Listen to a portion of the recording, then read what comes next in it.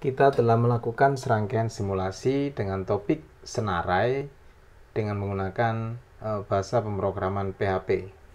Nah, pada bagian ini kita akan mempelajari lebih detail bagaimana penulisan senarai di bahasa pemrograman PHP.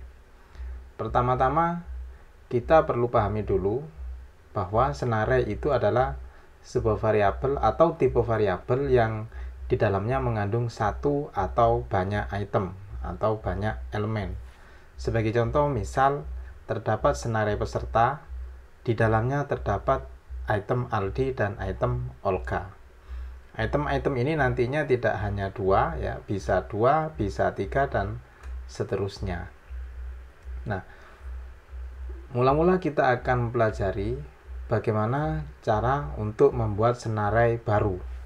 Misal kita akan membuat senarai peserta dengan item Aldi dan Olga, maka teknik penulisannya adalah hampir mirip dengan saat kita membuat variabel, yakni menggunakan karakter $, kemudian nama variabelnya sama dengan, nah di sini kita menggunakan kata kunci array.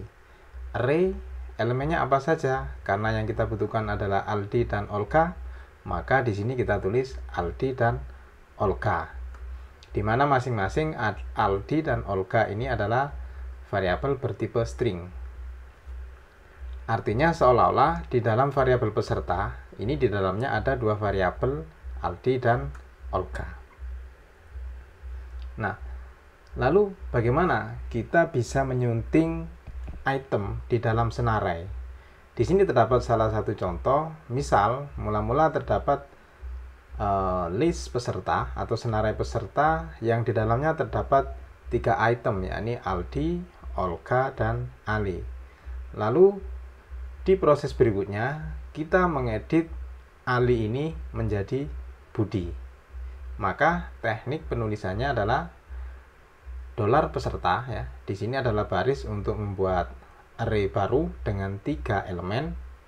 Nah, kemudian di baris kedua, karena kita akan melakukan pengeditan item senarai, maka $peserta kemudian diikuti dengan indeks. Indeks di sini dituliskan 2.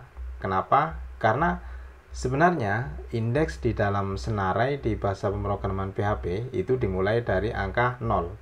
Oleh karena itu, bila mana kita ingin mengganti atau menyunting item senarai ketiga, maka indeks yang akan kita gunakan adalah 2. Aldi berada di indeks ke-0, Olga berada di indeks ke-1, sedangkan Ali berada di indeks ke-2.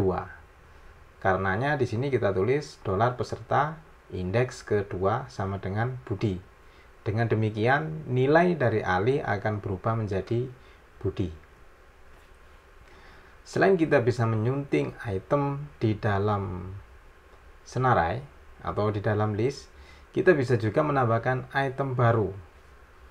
Caranya adalah dengan menggunakan tanda kurung tetapi tanpa diikuti dengan indeks. Jadi ini baris pertama adalah membuat array atau senarai atau list dengan 2 elemen, yakni Aldi dan Olga. Kemudian di baris berikutnya menambahkan elemen baru dengan isian Chandra. Sehingga cara penulisannya di sini adalah $peserta dalam kurung kotak sama dengan Chandra. Kemudian item-item di dalam senarai itu bisa kita ketahui jumlahnya. Sebagai contoh di sini, di sini bisa kita lihat bahwa senarai peserta di sini memiliki jumlah 2, yakni Aldi dan Olga.